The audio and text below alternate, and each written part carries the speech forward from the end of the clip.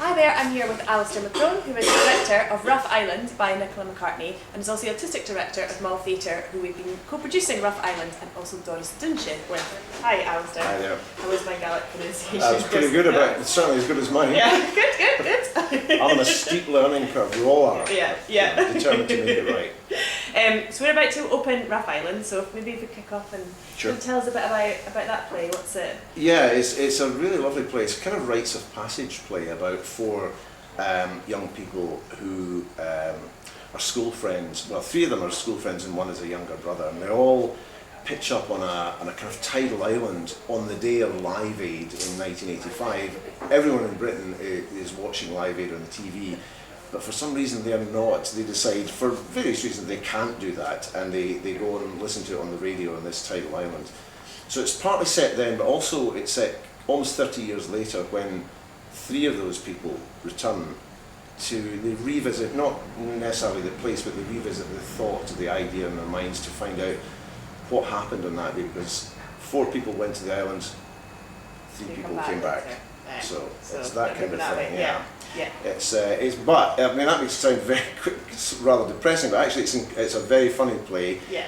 There's a lot of humour through the characters themselves and the relationships with each other, but also it kind of captures that moment in well, time. I hope so.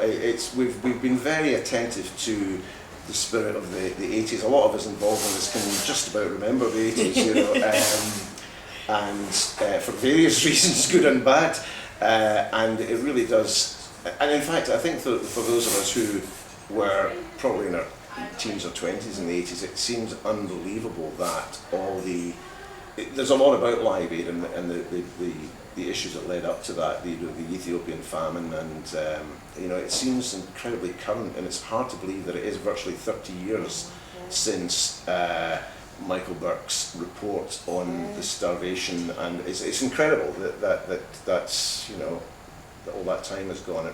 Because those images are still, for those of us who remember seeing them for the first time, the images of the starving children, the flies, there's a kind of visceral reaction to that, really, that happens with all of us, and even just remembering it all these years on. So that's touched on in the play as well. Yeah. And it's set kind of in the Highlands of the West Coast, but also the kids there, they're all from Motherwell, which is where I grew up. So it's all kind of layers. Yeah. And Rough Island goes off on tour after its week at Livermore. It does.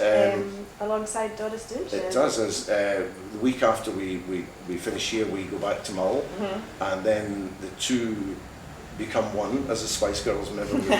And it'll be a bit like the Spice Girls tour, I'm sure, in many Just ways. like that. Many ways. Is that your angle? Although I'm not sure they've played Barra yet, but we will. The two plays come together, and it's very interesting. They've got a lot of things in common there about people being trapped for whatever reason. Doris Dunshire was certainly about one person in particular, both of them in their own way, being trapped in their own situation and their own state of mind. This is certainly about that. People who are trapped economically, trapped through their upbringing, through their lifestyles, their backgrounds, with the background to Rough Island being the closure of Ravenscraig Steelworks, the collapse of Scottish industry through the Conservative government of the 1980s and all that.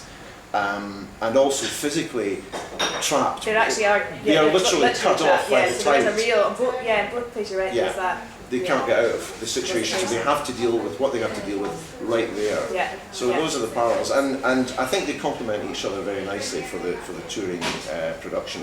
So the two plays of about 50 minutes become a good evening, a good night out. Night out, yeah. So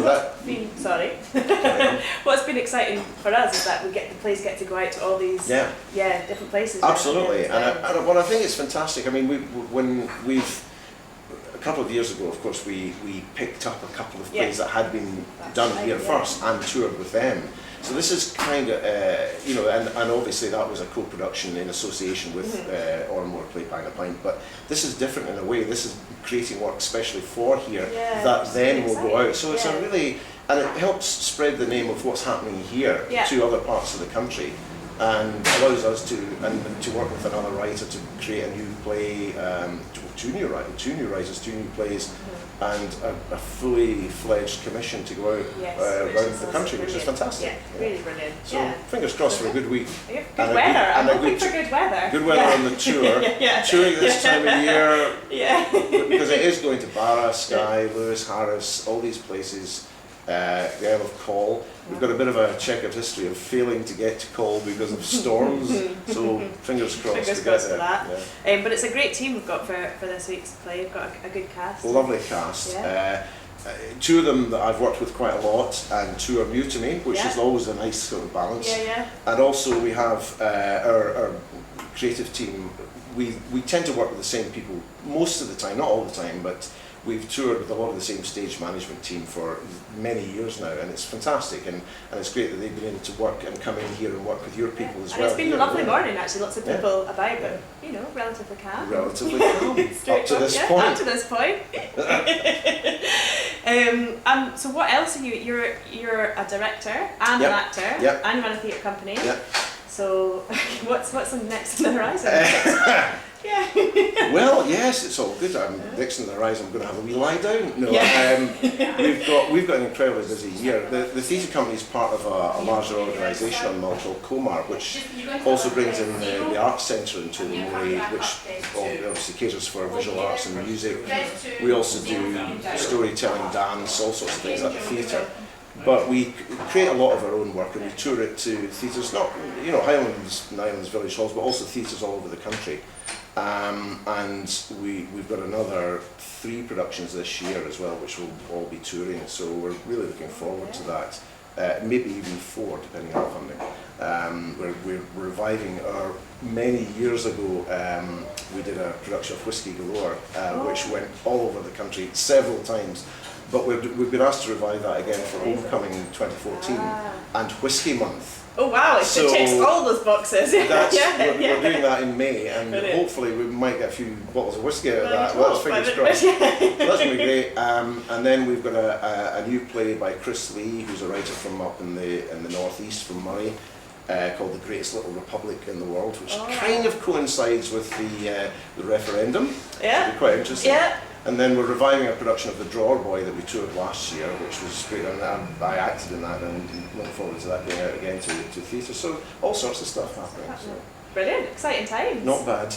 But you're quite busy too. Quite busy too. We have some plays happening here and around the country, so And it's and it is fantastic to come here and to be part of this phenomenon, really, that you've created here. It's opened so many doors to so many people, and it's lovely to be part of that and to help in the spread, a little bit in the spreading of some of the work that's done here. It's been brilliant to collaborate with you, and again for the work to be seen on a wider platform.